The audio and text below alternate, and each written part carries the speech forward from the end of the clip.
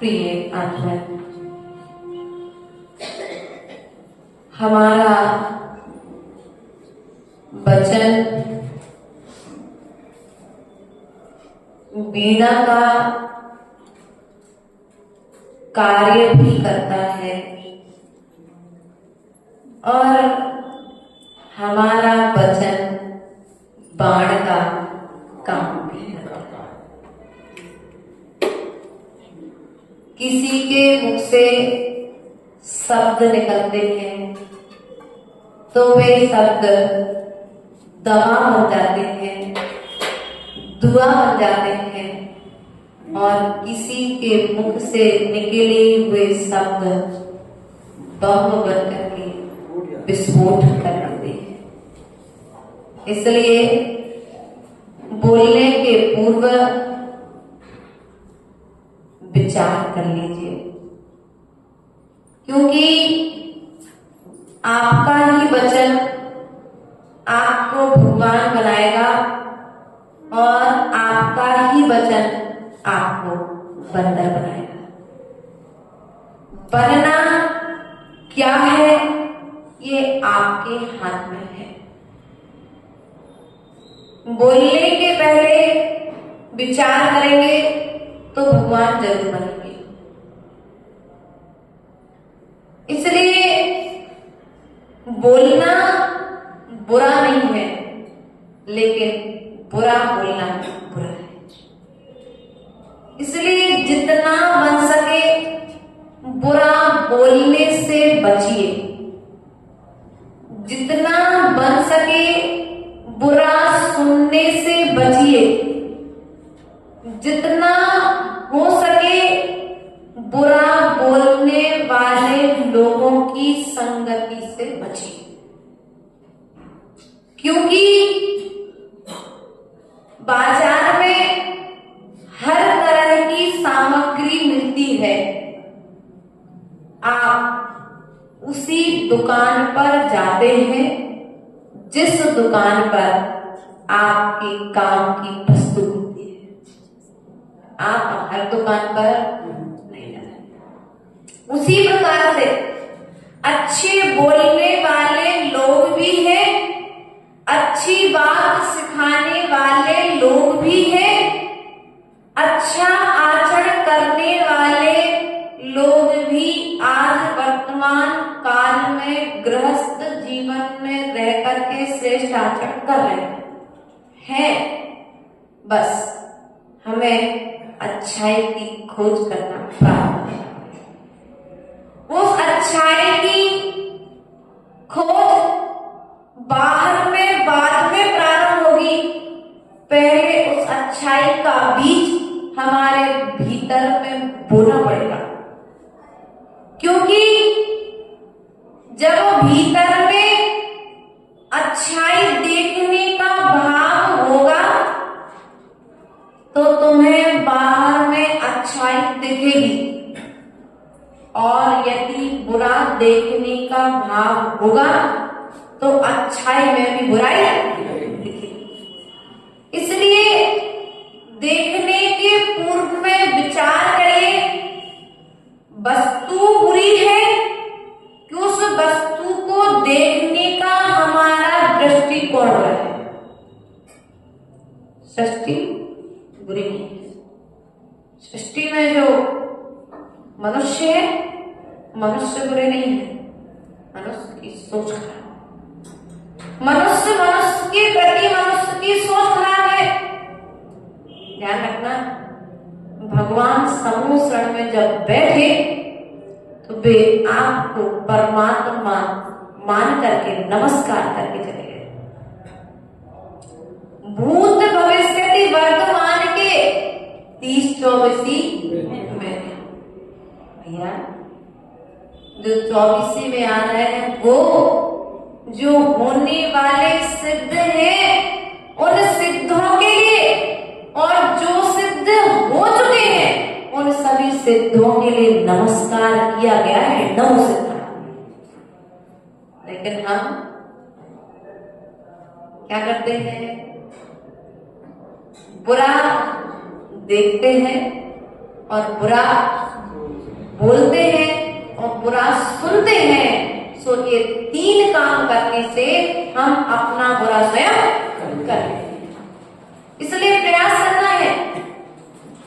किसी कवि ने बहुत प्यारा भजन लिखा है, सिद्धों की श्रेणी में आने वाला जिनका नाम है, जग के उन सब मुनिराजों को मेरा नम्र प्रणाम है, मेरा नम्र प्रणाम है, मेरा नम्र प्रणाम है। क्या कहा? सिद्धों की श्रेणी में आने वाले जिनका नाम है, जग के, विदेश क्षेत्र के नहीं, भारत क्षेत्र के अकेले नहीं, ऐरावत क्षेत्र के लिए नहीं, इस भारत भूमि पर अर्थात पूरे इस 3 लोक में, चाहे स्वर्ग में रहने वाला जीव हो, चाहे नरक में रहने वाला जीव हो, चाहे अभी जो त्रियंच गति में है लेकिन भविष्य में जो भगवान बनने वाला है, उस परमात्मा के लिए मैं आज नमस्कार। लेकिन हमारी स्थिति कभी कभी डामाडोल रहती है।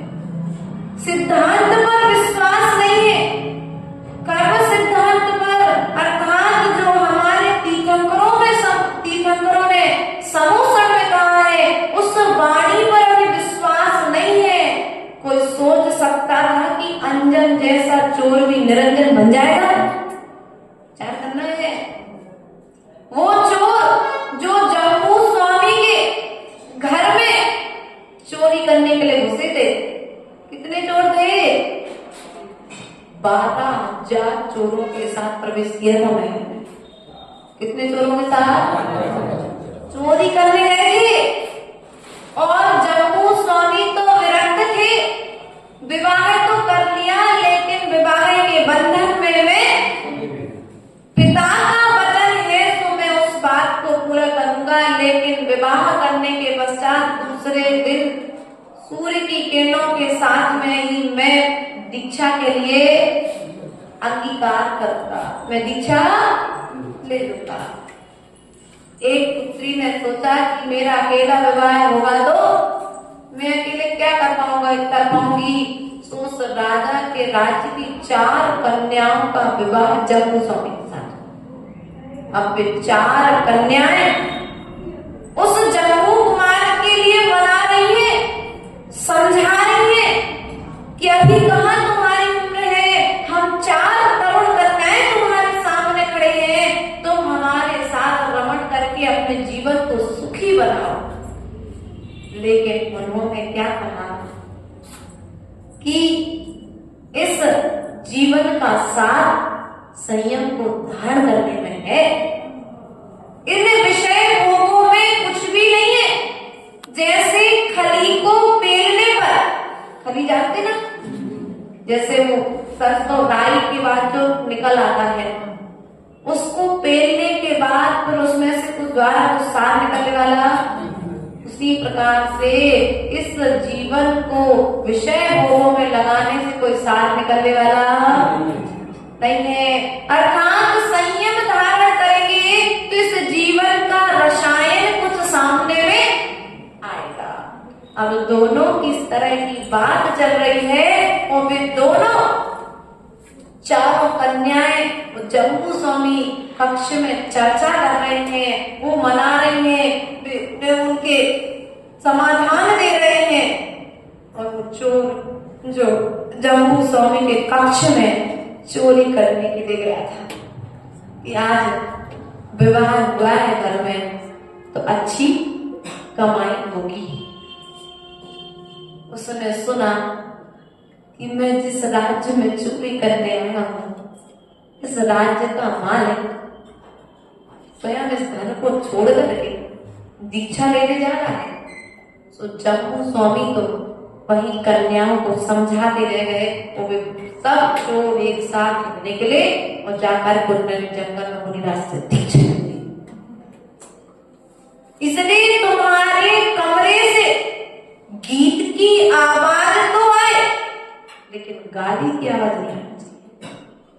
मंदिर से भगवान की भक्ति के शब्द तो बाहर में लोगों को सुनाई दे, लेकिन मंदिर के अंदर से कभी गाली के शब्द बाहर, हमारे घर से कभी गाली बाहर, अर्थात गाली देना ही नहीं चाहिए। प्रयास और पुरुषार्थ करेंगे, अपने विचारों को बदलिए। लोग कहते हैं उनने ऐसे कहा था तो हमने ऐसा कर लिया। जम्मू स्वामी को तो 4-9 युवतियों ने समझाया, तब भी वे नहीं फंसे। उनका वैराग्य स्वयं का दर्द, वे स्वयं में दर्द थे, उन्हें कोई दिखा नहीं पाया। इसलिए विचार करना है, हमें स्वयं अपनी आचरण को सुधारना पड़ेगा। हमारे मजबूत विचार हमारे आचरण को मजबूत रखेंगे। जबरदस्ती में आकर के कोई नियम नहीं लेना है। यदि नियम ले लोगे तो तोड़ दोगे, और श्रद्धा पूर्वक उस नियम की महिमा को जान करके यदि नियम ग्रहण करोगे तो अंतिम समय में परिस्थितियां विपरीत भी होंगी तो तुम उस नियम को प्राणपति से स्वीकार करो, उसे दृढ़ता पूर्वक निभाने का प्रयास करोगे।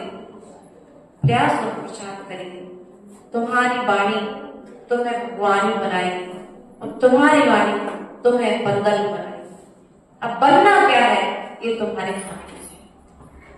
हमें इस वाणी से तीर निकालना है कि तीर से चलाना है। भैया किन्हीं किन्हीं के शब्द तीर से चुभते हैं और किन्हीं किन्हीं के शब्द बाण अर्थात वीणा की तरह संगीत झलकत करते हैं। इसलिए आप बोले तो लोग सोचे कि मुझे कोई संगीत सुनने लगा है, उन्हें ऐसा ना लगे कि ये बाण कहां से छोड़ना पड़ा। इसलिए कर्कश बोलने का, कठोर बोलने का त्याग करिए। कठोर बोलने से बचिए। हमारे वचनों से किसी का बुरा हो जाए ऐसा बुरा मत बोलिए, क्योंकि आज वाणी मिली है, कल ये वाणी फिर मिलने वाली ही। एक इंद्रिय जीभ के पास है, वाणी नहीं है। बोलने का संस्कार हमारे अंदर है। 2 इंद्रिय पर्याय से आता है। कौन सी पर्याय से आता है? 2 इंद्रिय। जब हम 2 इंद्रिय जीव की पर्याय में जाते हैं तो बोलने का संस्कार आता है। लेकिन क्या बोलना है ये संस्कार मनुष्य गति में। इसलिए आपको श्रेष्ठ गति मिली है, आपको अच्छी बुद्धि मिली है, तो अपनी बुद्धि को अच्छा बोलने में लगाइए। अपनी बुद्धि का प्रयोग दूसरे का बुरा करने में मत लगाइए, क्योंकि बुरा करोगे तो बुरा और अच्छा करोगे तो अच्छा मिलेगा, क्योंकि नेकी का बदला नेक है। अपन ने सुनकर के रखा है, इसलिए अशुभ बोलने से बचिए। भैया पीयूष भगवान का अभिषेक करके आए, प्रतिमा उठाई थी भगवान की गर्भ से, किसी ने उठाई थी, सावधानी रखी थी, भगवान को उठाते समय रखी थी। क्यों सावधानी क्यों रखी थी? रोज उठाते हो प्रतिमा, सावधानी क्यों रखी थी? क्योंकि प्रतिमा गिरना चाहिए, ये मन में भाव था, सम्मान का भाव था भगवान के प्रति कि अभिनय ना हो जाए। बस आचार्य लोग सदा एक ही बात कहते हैं कि बेटा जैसे जितनी सावधानी के साथ हमारे पुरुष वर्ग भगवान को विनय के साथ उठाते हैं, सावधानी रखती हैं, यदि उतनी ही सावधानी मुख से वचन बोलते समय रखी जाएगी तो कभी किसी की अभिनय नहीं होगी।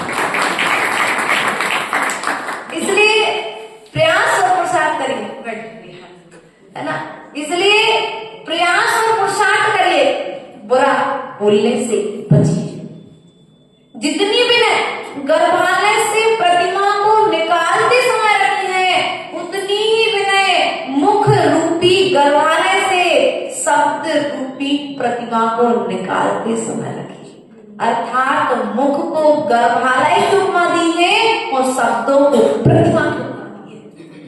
इसलिए विचार करना है कि हमें अपने मुख से वही निकालना है जो दूसरों का भला कर सके। हमें अपने मुख से वो नहीं निकालना है जो दूसरों का अहित करे, क्योंकि आज हम इतना बुरा बोल देते हैं कभी कभी कि लोग हमसे दूर बिच्छू के डर की मार तो सहन है, लेकिन शब्दों की मार कहते ना भैया कि व्यक्ति बाण का घाव तो भर जाता है, लेकिन बाणी का घाव नहीं भर पाता। इसलिए बोलने के पहले विचार कीजिए, क्योंकि विचार करके बोलेंगे तो विवाद नहीं होगा, विवाद नहीं होगा। और विवाद से बचने का उपाय यही है कि आप ना तो बुरा सोचें, ना बुरा देखें और ना बुरा सुने, क्योंकि जब तुम्हारे पास माल ही नहीं होगा तो प्रस्तुत कैसे करोगे? माल आएगा कहां से? या तो कानों से आता है या आंखों से आता है। ये दो तुम बंद कर लो। मेरा बुरा देखने का त्याग, मेरा बुरा देखने का त्याग। अब तुमने त्याग कर दिया है, सामने वाला बुरा करेगा भी तो तुम्हें विकल्प नहीं होगा। भैया एक बार समझा चुके, समझ में आए तो ठीक, नहीं समझे तो तुम्हारी तो जाए। क्यों भैया? और यदि तुमने ज्यादा समझाया तो व्यक्ति तुमसे विवाद कर लेगा। इसलिए पुरुषार्थ करिए, विवाद से बचने का प्रयास हमारे जीवन को ऊंचाइयों पर लेकर के जाता है। और जहां पर छोटी छोटी बातों पर विवाद होते रहते हैं, ऐसा करके हमने दूसरे को दुखी नहीं किया, हमने अपने स्वयं के लिए दुख का गड्ढा खोद लिया है। हम दूसरे को दुखी करके, दूसरे को रोक करके, दूसरे को टोक करके आदि आदि आदि आदि समझ लीजिए करके हम अपने आप को महान मान रहे हैं। तो महान मत मानो। आप आज महान हो सकते हो, कल इसका फल आपको निकृष्ट रूप में भोगना पड़ेगा। इसलिए छोटी छोटी बातों पर विवाद करना बंद कीजिए। आज हमें प्रातःकालीन बच्चे बैठे थे, जंगल के जो आते हैं, मैंने सब बच्चों से कहा, मैंने कहा बेटा दुनिया में सब कुछ मिल सकता है लेकिन प्रेम नहीं मिल सकता। क्या? दुनिया में सब कुछ मिलेगा लेकिन प्यार नहीं मिलेगा। इसलिए छोटी छोटी बातों पर से विवाद करके आपस का प्रेम कम मत करो, क्योंकि प्रेम सबसे बड़ी दौलत है। हो सकता है जिनके घर में दौलत है उनके पास प्रेम नहीं है, और जिनके पास दौलत नहीं है उनके पास प्रेम है। इसलिए प्रेम देने का प्रयास करिए, प्रेम मिलना प्रारंभ हो जाएगा। चाहते हो ना? क्योंकि जैसा व्यवहार करोगे वैसा आपको रिटर्न में मिलेगा। इसलिए अपने व्यवहार को बदलिए। जो एक बार बुरा था वो सदा बुरा रहने वाला नहीं, वो भी एक दिन बदल जाएगा। लेकिन बुराई देखने वाला बुरा बनकर के संसार के दुखों को भोगेगा। इसलिए दो खिड़कियां जो अपने पास में है, दो आंखों के रूप में, ये दो कान जो खिड़की के रूप में है, जब मंदिर में आकर के बैठो, साधुओं के पास में जाओ, तो ये दो खिड़की और दो आंखों रूपी खिड़की, इन चारों दरवाजों को बंद कर लें। क्या? चार दरवाजों को बंद करके जाना। वरना मनीष भैया आ जाओ, आ जाओ। वरना इसी पृथ्वी तल पर ऐसे भी जीव हुए हैं, इस महान युग के आचार्य की बुराई करने से वे पीछे थे। हाँ, सुनी है, लोग सुना जाते थे तो हम कहते थे भैया तुम बुराई करके कहां जाओगे, इसलिए आप हमारे पक्ष में बुराई मत करिए। सीधा निवेदन करते थे विनय पूर्वक, तुम आए हो, श्रद्धा से आए हो नमस्कार करने, सो नमस्कार करो, और अच्छा आइटम हो तो परोसो, वो बुरा हो तो हमारे यहाँ तुम बुरा आइटम खरीदते नहीं, क्योंकि हमारा संग, ये हमारे दुकान कोई नगर पालिका का डिब्बा नहीं है। तुम दुनिया का कचरा लाओ हमारे कानों में, सही कह रहे, नगर पालिका का डिब्बा दो कि पूरे समाज का, पूरे गांव का कचरा उस डब्बे में। ऐसा तो नहीं है कि गाड़ी वाला आया घर से कचरा निकाल, हम तो ये गाना गा के बुराइयां निकालने के लिए आए थे, बुराई सुनने के लिए। इसलिए कभी भी किसी साधु महाराज के पास जाना तो कभी उनकी बुराई ना तो देखना और ना करना, और दिख जाए और तुमको लगे, हाँ कभी कभी ऐसा हो जाता है, क्योंकि जो ज्यादा स्वाध्याय प्रेमी जीव होते हैं उन्हें बुराई दिखती है, दिख जाए और तुम्हें लगे कि हम स्थितिकरण करके इनका सुधार कर सकते हैं, तो अकेले में जाकर के बुराई बता करके उसका स्थितिकरण करना, तमाशा बनाकर तो स्थितिकरण, यदि ऐसा करोगे तो हंसी के पात्र साधु तो नहीं बनेंगे, लेकिन तुम जरूर समाज में हंसी के पात्र, क्योंकि हम दूसरे को नीचा दिखा करके अपने आप को महान बताना। देखो हमें कितनों ज्ञान है, हमने माता जी से एक प्रश्न करो, माता जी उत्तर नहीं दे पाए, एक एग्जाम्पल देखो हम कितने महान हैं, और ज्ञान नहीं है तो साधु काय के, ऐसे भी लोग हैं। वही एक अच्छा बड़ा कथानक है, छोटी सी बात है। हमारा 2020 का चातुर्मास एक जगह होना फाइनल हुआ, आचार्य गुरुदेव ने आज्ञा दी, समाज वाले हमारे पास में आए, अच्छा है समाज अच्छी थी, भक्ति भाव रखती थी, उन्हें तो साधु चाहिए थे, चाहे छुल्लक मिले, चाहे मुनि मिले, चाहे आदि का मिले, चाहे आचार्य मिले। हमारे नगर में आज तक चातुर्मास नहीं हुआ है, हमें चातुर्मास चाहिए। आचार्य गुरुदेव ने हमको आज्ञा दी, बोले जहां जहां गांव में पहली बार चातुर्मास होते हम आपको उतार देते मैदान में, जिससे सरल साधु को देखकर के समाज को अगले साधु को बुलाने की प्रेरणा मिल जाती है। वरना कई कई जगह पर यदि पहले ही सैंपल गड़बड़ देख ले तो दूसरे खिलाने तो आदमी है ना, तो आचार्य जी ने हमको आज्ञा दी। अब समाज भी थोड़ी अच्छी, मतलब स्वाध्याय प्रेमी थी, पहुंचने के निवेदन करने आए उसने हमसे। एक माता जी पूछी, कहा माता जी आपने जीव कांड कर्म कांड पढ़े थे नहीं पढ़े? तो बहुत बोले आपने उपलब्धि साक्षात बड़ा सा नाम ही सुने थे, अब पढ़ने का तो ऐसा गुरुदेव का स्थायी दीक्षा पद रुकने का मौका नहीं मिला, तो पढ़ने का तो कोई नाम ही नहीं था। हमने आकर गुरुदेव के पास हमने कहा आपने जीव कांड कर्म कांड पढ़े थे नहीं पढ़े? तो आचार्य जी ने कहा कि हमने कहा आपने पढ़ाया नहीं, और उन्होंने हमसे ऐसा पूछा हम क्या करें उसमें? आचार्य जी बोले कोई बात नहीं, तुम घबराओ मत, तुम जाओ तो धर, जो आज तुमसे पूछ रहे हैं तुमने ऐसा पढ़ा कि नहीं पढ़ा, कल वो तुम्हारे आगे पीछे घूमेंगे। और इतना अच्छा चातुर्मास हुआ कि समाज का ज्ञान जो पढ़ाने बैठे उस ज्ञान के उनका ज्ञान फैलता। प्रयास और पुरुषार्थ करो, आचरण की बात करो, क्योंकि किताबों का ज्ञान सबके पास हो सकता है, लेकिन आचरण का ज्ञान और अनुभव का ज्ञान किताबों में नहीं होता है। जो ज्ञान हमारी किताबें नहीं सिखा सकती, वो ज्ञान हमारे अनुभव में सिखा करके चले जाते हैं। इसलिए पुरुषार्थ करिए, बुरा बोलने से बचिए। बंदर नहीं बनना है, भगवान बनना है। जो अच्छा बोलते हैं वे तीर्थंकर प्रगति का बंद करते हैं। जो अच्छा बोलते हैं उन्हें समोसण में बोलने का सौभाग्य मिलता है। जो सदा हित मित और प्रिय बोलते हैं वे समोसण में तीर्थंकर भगवान बनकर के दिव्य ध्वनि प्रदान करते हैं। इसलिए बोलने के पहले विचार कर लीजिए, तुम्हारा बोलना तुम्हें बंदर बनाने वाला है कि तुम्हारा बोलना तुम्हें भगवान बनाने वाला है। तुम्हारे वचन बाम का काम तो करे, बम का काम ना करे। क्या?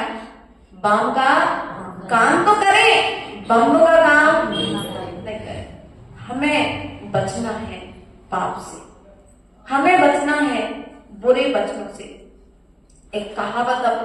प्रसिद्ध है, बुरा जो देखन मैं चला, बुरा न मिलियो कोई, सब जब देखो छान के, मुझसे बुरा न कोई। सुनी है ना सबने कहावत, इसलिए प्रयास और पुरुषार्थ करना है। इस कहानी का आचरण भी, इस कविता का आचरण भी करना है। यदि आचरण नहीं करोगे तो फिर तुम्हारे जीवन में कभी आचरण आएगा भी नहीं। आचरण देने वाले तुमके सहयोग नहीं मिलेंगे। बात हम आपसे कह रहे थे कि बुरा कहने से लोगों ने बड़ों को भी नहीं छोड़ा। जो उनके चरणों के सामने, उनके चरणों की धूल के बराबर भी नहीं थे, वे उनकी बुराई करने के लिए खड़े हो गए। एक जगह की घटना है, स्थान का नाम नहीं बताते, लेकिन आचार्य भगवत विद्यासागर जी महाराज का पड़गामन एक श्रावक श्रेष्ठी के घर पर हो गया। पड़गामन हो गया, आहार हो गया, अच्छे से हो गया। महाराज आकर के सामायिक करने अपने कमरे में बैठ गए। उन्हें तो दुनिया से कोई मतलब रहा नहीं। उनका जो काम से काम हुआ, बाकी पर अपनी दुनिया में तुम रहो, हम अपनी दुनिया में रहती है। कुछ श्रावक सृष्टि बाहर में, कमरे के बाहर, अरे उनने 1 करोड़ दे दी ना स्वाचार्य शिव के तहत। क्या बोला? उनने 1 करोड़ दान करे थे स्वाचार्य शिव के घरे। अब यदि हृदय में विशालता रखता कि देखो कितना पुण्यात्मा जीव है कि पुण्य के उदय से पैसा मिला और पैसे के निमित्त से इन्हें साक्षात धरती के देवता की आहार कराने का सौभाग्य। ध्यान रखना, हृदय में यदि विशालता रखोगे तो बुराई नहीं दिखेगी, उस बुराई में भी अच्छाई दिखेगी। आचार्य गुरुदेव विमो सागर महाराज जी के पास में पर ऐसा प्रश्न आया। एक श्रावक श्रेष्ठी आया और बोला, महाराज हम आपसे बहुत प्रभावित हैं। अच्छा, आप हमसे प्रभावित होने का कारण क्या है? बोले, महाराज आपके आहार कराओ तो कहीं कोई पैसा तो नहीं देना पड़ता। अच्छा, अच्छी बात है।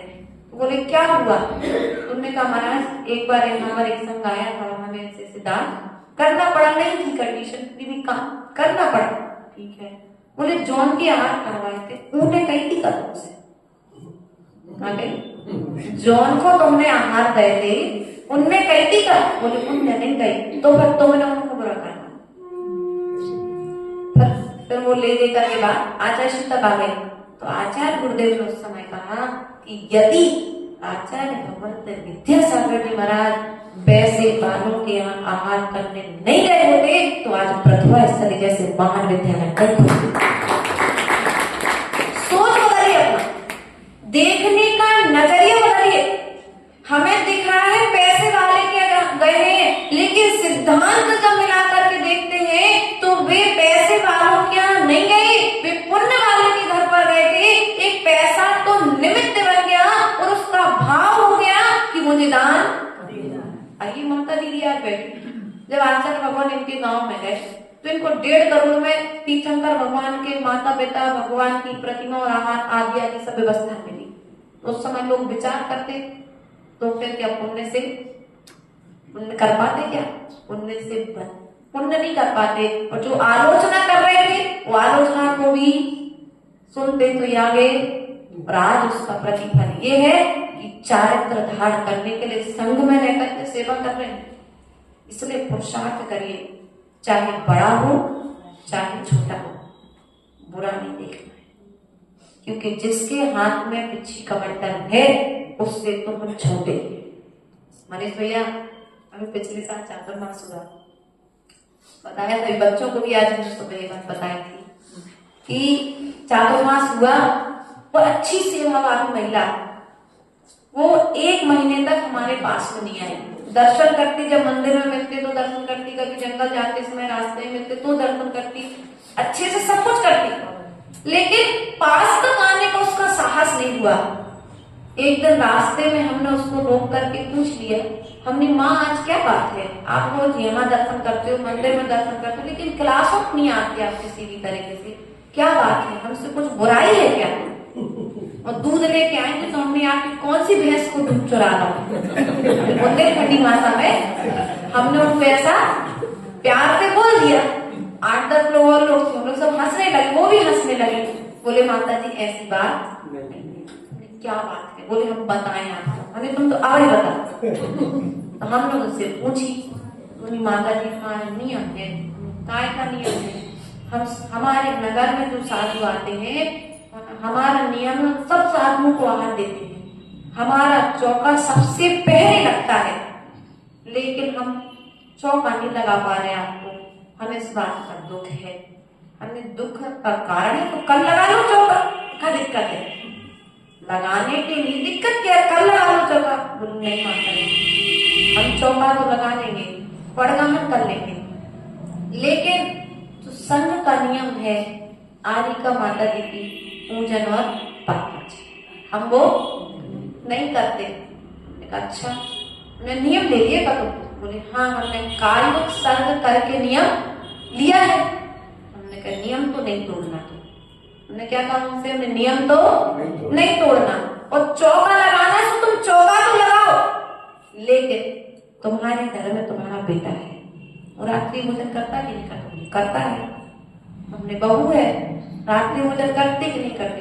करती है। कभी कभार आजीवन त्याग नहीं है, पानी भी पीती है। कभी शादी पार्टी में जाते तो भोजन भी करना पड़ता है, क्योंकि इंटरकास्ट दोस्तों से उनकी दोस्ती है। आदि आदि बहुत सारी बातें। तो हमने सुबह भाभी से कहा, सुबह भाभी तुम्हारी लड़का बहू से तो हमारा आचरण का श्रेष्ठ हुई है। हाउ काय नहीं है माता जी, ऐसी काय कह रही हैं? तो ऐसे बोल दिए तो आप बोले ऐसी काय कह रहे? हमने ई से कह रहे कि तुम चौका लगाओ, तुमने नियम दिया है, तुम्हारी 2 प्रतिमा है, लेकिन जो रात्रि भोजन करता है, जो होटलों में भोजन करता है, उसकी अपेक्षा से तो रत्नात्रयधारी ठीक है। तो रत्नात्रयधारी की पूजा वे तो कर सकते कि नहीं कर सकते? फिर उन्होंने पूरे चतुर्मास में 4 बार चौका लगाया, और चौका लगाकर उसके बाद में बोली मैं डर लगता था आपके पास आने को, कैसे कह जाता। वे जुड़ी और पूरे 4 बार चतुर्मास में 4 बार चौका लगाया। चौका लगाने के बाद सुबह दोपहर शाम पूरा हर क्लास में, भैया वृत्ति में, हर चीज में फिर वो बहुत अच्छे से जुड़ गई। तो कहने का तात्पर्य है, एक चीज को देख करके साधुओं से मत कटिए, उसका मार्ग निकालिए, रास्ता निकालने का पुरुषार्थ करो। यदि रास्ता नहीं निकालोगे तो मंजिल तक पहुंचने की संभावना नहीं। लेकिन ऐसा करके हम अपना अहित जरूर करें। हम स्वयं धर्म से वंचे रह जाते हैं, इसलिए धर्म का लाभ लेने का पुरुषार्थ करो। क्योंकि हर समाज में 2-4 लोग ऐसे होते हैं जो कट्टर होते हैं, और 2-4 लोगों के चक्कर में ऐसा ना हो जाए कि पूरी समाज का नहीं। देखो मैं तो नहीं कहती, वैसे ही अपनी समाज में देखो, यहाँ नहीं अन्य जगह पर इंटरकास्ट की बहुएं आ गई, गांव अपनी समाज की बेटियां अदर धर्मों को स्वीकार कर रही हैं। तो प्रयास और पुरुषार्थ करना है। हम तो कहते कोई भी संघ का साधु हो और तुम्हें लगता है कि तुम्हारी नई पीढ़ी की सुरक्षा हो सकती है, तो साधु को ला करके तुम्हें जैन धर्म के संस्कार बच्चों को दिलाना चाहिए।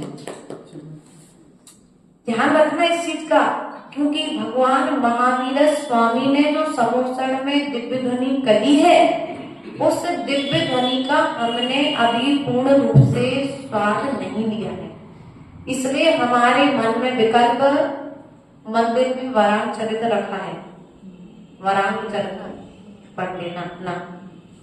अभी वसुनंदी श्रावकाचार्य व्रत राज का स्वाध्याय हुआ, क्योंकि हमें पुरुषार्थ करना है बुरा देखने से और बुरा करने से। बुरा देखेंगे और बुरा करेंगे तो वो बुराई हमारे अंदर में स्थायी रूप से रह जाए, और बुरा सोचेंगे।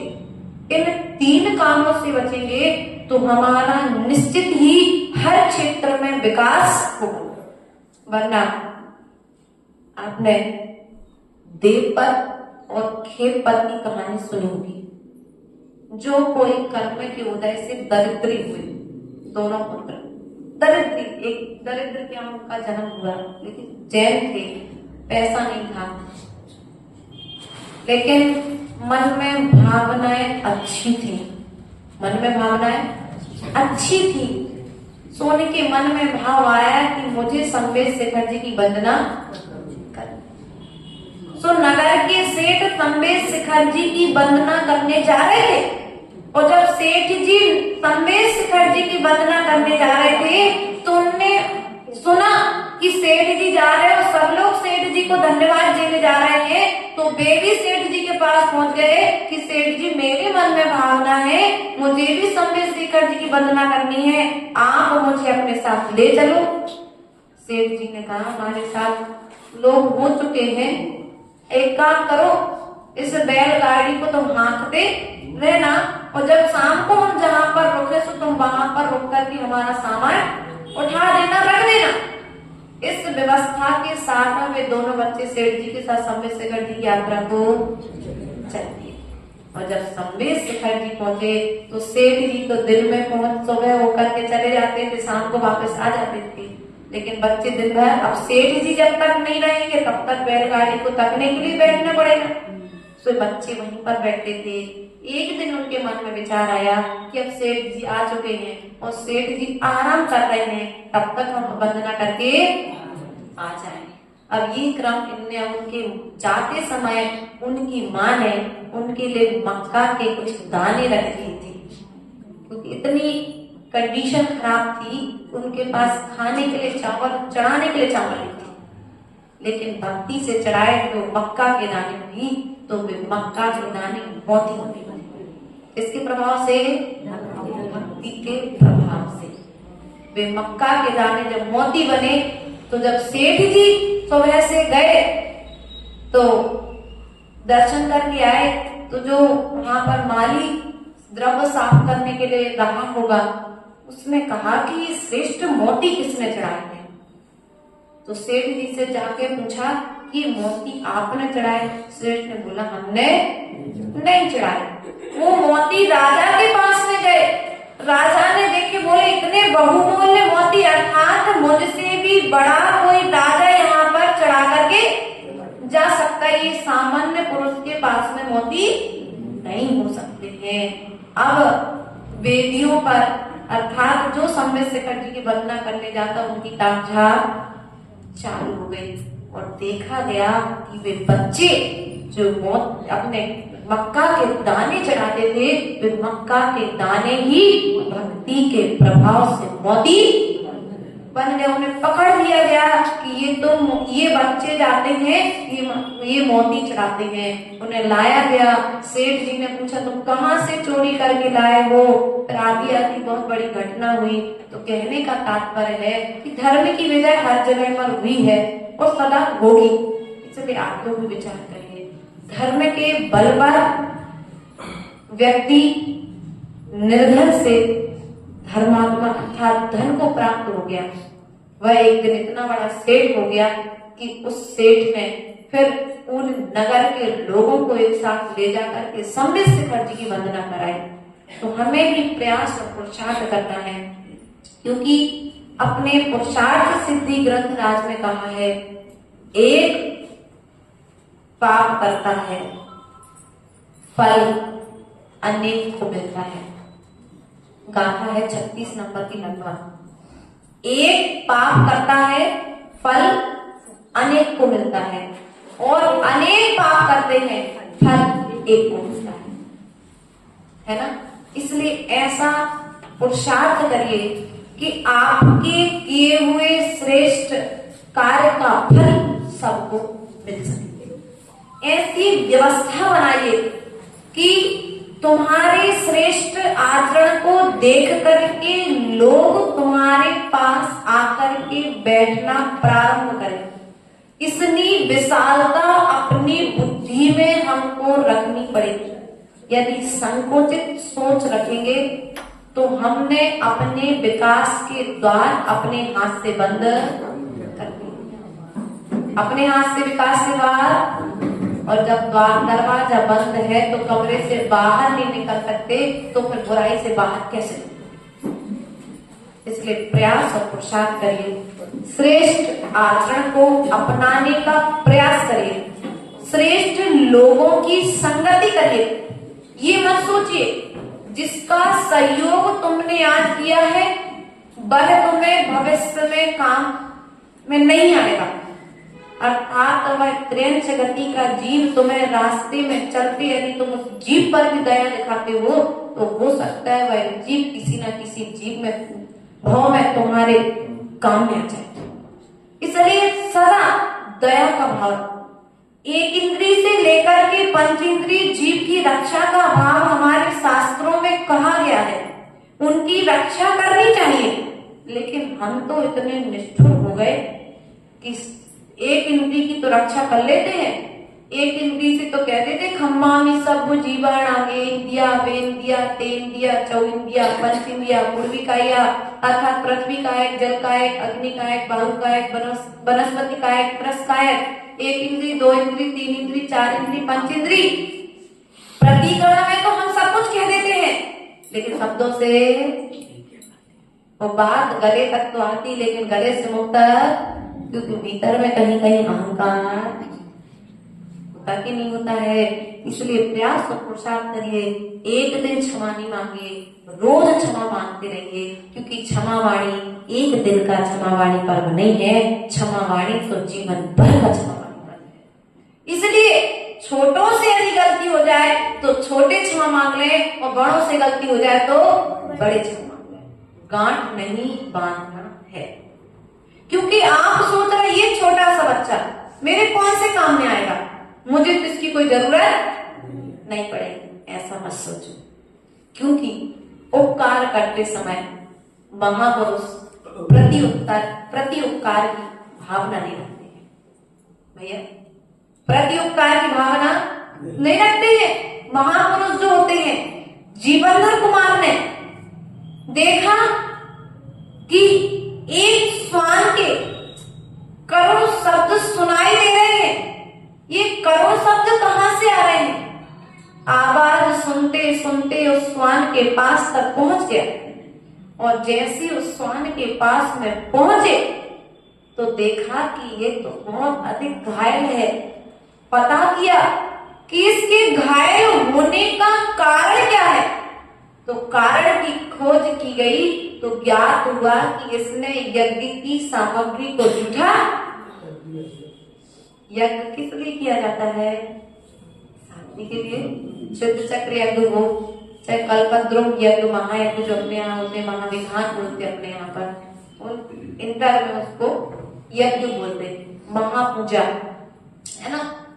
अब सामग्री जूठी कर दी तो उस सामग्री तो दूसरी आ जाती है, लेकिन जो वेदना तुमने उस जीव को दी है उस वेदना का फल तुम्हें भोगना पड़ेगा। सामग्री दूसरी का कोई बात नहीं, अज्ञानी है उसमें तो तुम समझदार, भूख की वेदना थी तो तुम्हारा झूठा कर लिया, धैर्य नहीं रखा।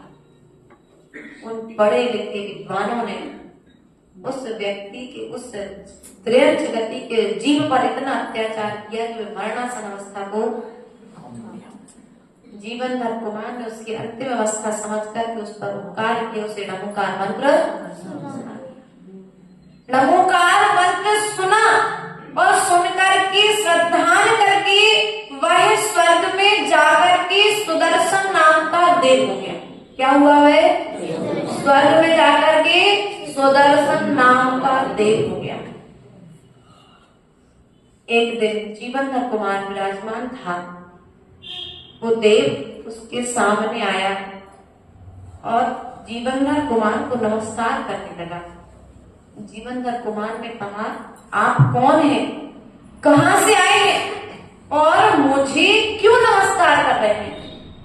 तो देव ने बताया कि मैं वही घाट किनारे का श्वान हूं जिस श्वान के लिए आपने नमोकार मंत्र सुनाया था। उस नमोकार मंत्र के सुनने के प्रभाव से मैं स्वर्ग का देव हुआ हूं, और मैंने अब ज्ञान लगाया कि मैं यहाँ पर क्यों आया। तो मुझे ज्ञात हुआ कि आपने मुझे नमोकार मंत्र सुनाया है, तो मैं आपकी चरण वंदना करने के लिए आया। स्वर्ग का देव किसकी वंदना करने आया है? उस जीवनधर कुमार की, जो अभी कोई प्रतिमाधारी नहीं है। मात्र एक गुण है, सम्यक दर्शन। ज्ञान और सम्यक दर्शन, दो के बल पर स्वर्ग का देव नमस्कार करने आ गया। नमस्कार किया और कह करके चला गया कि जब भी आपको मेरी जरूरत पड़े तब आप मुझे एक बार स्मरण करना, मैं आपकी सेवा में तत्काल हाजिर हो जाऊंगा। काष्टांगा लास्ट का कथानक आता है। जब ये उस नगर में पहुंचा तो काष्टांगा, जिसने इसके पिता का राज्य हड़प लिया था, तो ये आर्यनंदी आचार्य ने इनके लिए शिक्षा दी थी, तो नियम दिया था कि आप इनके लिए जब तक आप 12 वर्ष तक युद्ध नहीं करेंगे तब तक आप उस विद्या में पूर्ण रूप से योग्य नहीं हो जाते। ठीक है, वचन दिया था गुरु को। काष्टांगार का प्रिय हाथी नगर को उजाड़ता हुआ नगर के लोगों को नुकसान पहुंचा रहा था। तो जीवनधर कुमार ने नगर के लोगों की रक्षा करने के लिए उस हाथी पर हाथ उठा दिया, ये अपने तरीके से उसको बस में कर लिया। यह खबर राजा के काष्टांगार के पास पहुंची तो काष्टांगार ने कहा कि मेरे प्रिय हाथी पर हाथ उठाया कौन सा श्रावक है? पता पड़ा जीवनधर कुमार सेठ का पुत्र है। काष्टांगार ने कहा इसे मृत्यु दंड दिया जाए। क्या कह दिया? फांसी के तख्ते तक उस जीवनधर कुमार के लिए ले जाया जा रहा है, अर्थात उस फांसी के तख्ते तक वह खड़ा हो गया। फांसी का फंदा भी गले में डलने वाला था कि उसने उस देव का स्मरण किया, या ऐसा कहे कि पुण्य उदय तीव्र में आया, वह देव आकर के इसे उठा करके ले गया। देखो, कुत्ते को नमोकार मंत्र सुनाया था, कुत्ता ने उस स्वान ने आकर के कहां पर आकर के रक्षा की इसकी ध्यान रखना है। अंत में जाकर के जीवनधर कुमार ने दीक्षा लेकर के अपना कल्याण किया है।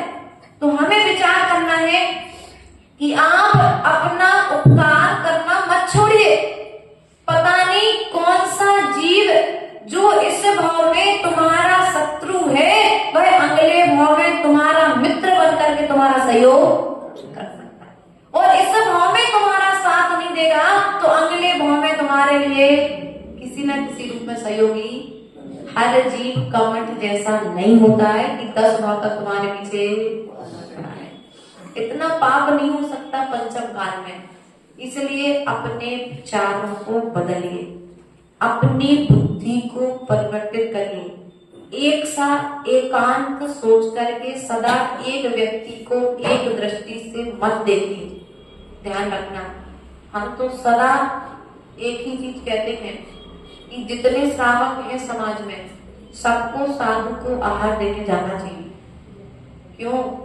देखो, वे आर्यनंदी आचार्य जीवनधर कुमार के गुरु जो पूर्व में राजा थे, उन्होंने मुनि दीक्षा ली, आचार्य परमेष्ठी बने, एक बड़ा सा उनका संघ का निर्माण हुआ, लेकिन पाप कर्म तीव्र आया। सो आर्यनंदी आचार्य के लिए भस्मक व्याधि रोग हो गया। कौन सा रोग हो गया? जो रोग हमारे आचार्य भगवंत समंत्र भद्र स्वामी के लिए हुआ था, वही रोग हमारे आचार्य आर्यनंदी के लिए हो गया। इस काल के आर्यनंदी नहीं, जो जीवनधर कुमार के समय में थे। अब रोग हो गया, तो गुरु ने आज्ञा दी कि देखो आर्यनंदी, यदि तुम्हारा जीवन रहेगा तो तुम आगे साधना कर पाओगे, और जीवन ही समाप्त कर दिया तो फिर तुम क्या साधना करोगे? अर्थात जिद करके जीवन को बर्बाद मत करो। गुरु की आज्ञा प्राप्त कर आर्यनंदी ने अपनी दीक्षा का छेदन अर्थात पिछी कमंडल गुरु को सौंप करके अन्यत्र विहार कर गए। विहार करने के पश्चात में वे विहार करते करते जीवनधर कुमार के घर पर आ गए। और जब जीवनधर कुमार के घर पर आए तो भोजन करने बैठे तो देखिए जीवनधर कुमार का पुण्य देखिए कि उनने जीवनधर कुमार के हाथ का दिया हुआ एक लड्डू खाया। उस लड्डू के प्रभाव से उनकी भस्म व्याधि ठीक हो गई। हो सकता है कोई ऐसा पुण्यात्मा जीव हो कि साधु को किसी तरह की परेशानी हो और तुम्हारे पुण्य से वो ठीक हो जाए। ऐसा भी तो हो सकता है, हुआ है। अभी वर्तमान में पंचम काल में भी ऐसा हो रहा है। हमारे साथ में हुआ 2021 की बात है। हमारा स्वास्थ्य इतना, जब कोरोना काल चल रहा था, कोरोना काल के समय कोरोना तो नहीं था लेकिन स्वास्थ्य इतना खराब था कि लगता था कि अब भगवान हमें बुलाएगा, लेकिन धैर्य नहीं छोड़ा। बस एक ही चीज कहते थे, दीक्षा ली है तो समाधि करेंगे, पीछे का मंडल छोड़ करके नहीं जाएंगे, चाहे कुछ भी हो जाए। कलंक बन करके नहीं रहेंगे तो साधना के नाम से जाने जाएंगे। ऐसा विचार करके आगे बढ़े, गुरुदेव के चरणों तक पहुंचे। गुरुदेव ने कहा कि बेटा संग बड़ा रखेंगे तो समाज में कोरोना काल है, क्योंकि चौके भी ज्यादा खोलने की आज्ञा नहीं थी क्योंकि बहुत लोग इकट्ठे होंगे। तो आचार्य गुरुदेव ने उस समय संघ के लिए 2-2, 3-3, 4-4 के उसमें ग्रुप में बांट दिया। हमारे लिए भी 2 माता जी हम लोग बांसवाड़ा में पंकज जी वकील अभी भी है, उनका संत निवास, पता नहीं कौन से जन्म का कौन सा पुण्यात्मा जीव है जो अपनी कमाई का 90% दान में लगाता है। अपना खुद का मंदिर है लेकिन आप जाओगे तो आप पहचान नहीं पाओगे नौकर कौन है, वो मालिक कौन है। इस तरह से सादा जीवन, उच्च विचार। उन्होंने लगातार, आचार्य गुरुदेव ने कह दिया कि माता जी का स्वास्थ्य खराब है, 2 महीने लगातार आपको ही आहार कराना है। आपको ही, भी नहीं, ही का मतलब ये हुआ कि 64 दिन लगातार पंकज जी वकील ने अपने हाथों से आहार दान दिया। उसका प्रतिफल ये हुआ कि जो बीमारी हमको उत्पन्न हुई थी वो बीमारी समन को प्राप्त। इसलिए पता नहीं कब किस श्रावक के हाथ की दवा साधु को लग जाए, किस श्रावक के हाथ का आहार साधु को लग जाए। इसलिए अपने पुण्य को गाढ़ा करिए, आहार दान दीजिए, साधुओं की वैयावृत्ति करिए। मेरी ममता दीदी बैठी है, अगर कभी उनके जैसे हाथ पर बहुत ज्यादा दर्द करेंगे तो हम जैसे श्रावक कर देते तो हमारा भाव ये रहता है इतने सारे लोग तो वैयावृत्ति कर गए, आपको क्यों करना पड़े वैयावृत्ति। इनका कहना होता है माता जी हम आप लोगों की वैयावृत्ति कर लेते ना तो हमारा स्वास्थ्य ऑटोमेटिकली ठीक हो जाता है। तो इसलिए आप लोग ये मत सोचिए कि अरे अब खुद तक बिहार कर रहे हैं पाँव दबा दीजिए। हाँ, ऐसा लोग, ऐसी सोच वाले भी लोग हैं। बैठे बैठे काय की वैयावृत्ति करते हैं, किताब एक तो पढ़ी है वो क्या करो। नहीं भैया, हमें जरूरत नहीं है, लेकिन यदि ऐसा शास्त्रों में कहा है भक्ति पूर्वक कार्य करोगे तो चमत्कार वर्तमान में भी हो रहे हैं और तुम्हारे जीवन में हो सकता है कि कोई चमत्कार हो जाए। एक माँ बरेला, एक मुनिराज का चातुर्मास हुआ बरेला में अपने आचार्य भगत विद्यासागर जी के संग के महाराज से, और संस्तुति श्री माता सैलवती माता जी की मम्मी जी, वो स्वयं ग्रस्त जीवन में थे। उन्होंने बताई बात, बोली वो महाराज का चतुर्मास हुआ तो उन्हें कोई रोग हो गया, बीमारी हो गई अचानक से। तो महाराज का इतना स्वास्थ्य खराब हो कि महाराज चलना फिरना महाराज ने बंद कर दिया। अब बंद कर दिया तो क्या करें, तो चौका मंदिर में नीचे ही लगने लगा जहाँ महाराज रुके थे, उसी के आपस में जंगल की व्यवस्था, मंदिर जहाँ रुके थे संत निवास वहीं पर बाजू में कर दी गई, सब अनुकूलता बना दी गई। उसका प्रभाव हुआ कि महाराज जी स्वस्थ हो गए। और जैसे ही महाराज स्वस्थ हुए तो महाराज अपने जैसा रूटीन था, दूर जंगल जाना, अपना दूर आहार करने जाना, श्रावकों के घर घर पर, वो रूटीन सब चालू हो गया। एक दिन वो माँ जो रोज जंगल साफ करने आती थी, उसके हाथ कोई रोग के कारण गल रहे थे। ये पंचम काल की घटना है। जो लोग कहते हैं ना द्रव्यलिंगी और भावलिंगी, हम उनको कहना चाह रहे कि यदि द्रव्यलिंगी होते तो चमत्कार नहीं होते।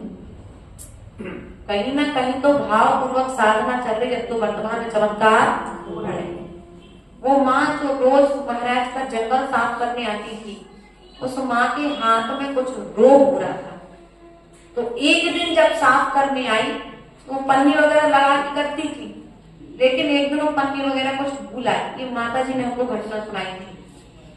तो भूल आई तो उसने महाराज का मल अपने हाथ से साफ करके फेंक दिया, सफाई कर दी। और उसके बाद उसने जब हाथ साफ करे तो उसने देखा उसको जो रोग हो रहा था वो रोग कुछ ठीक सा होता था। अब ये क्रम उसका रोज का, जब तक महाराज बीमार है तब तक वो रोज पन्नी वन्नी सब छोड़कर हाथ से उस मल को साफ। एक दिन ऐसा हुआ कि उसका रोग लगभग ठीक हो गया। अब जब महाराज ने जंगल जाना बंद किया तो उसने माता जी थी बरेला वाली, जो उन माँ से कहा, क्योंकि वो भी अच्छे पाठशाला वगैरह में इंटरेस्टेड थी और स्वाध्याय प्रेरित पाठशाला वगैरह लगाती थी बरेला में थी।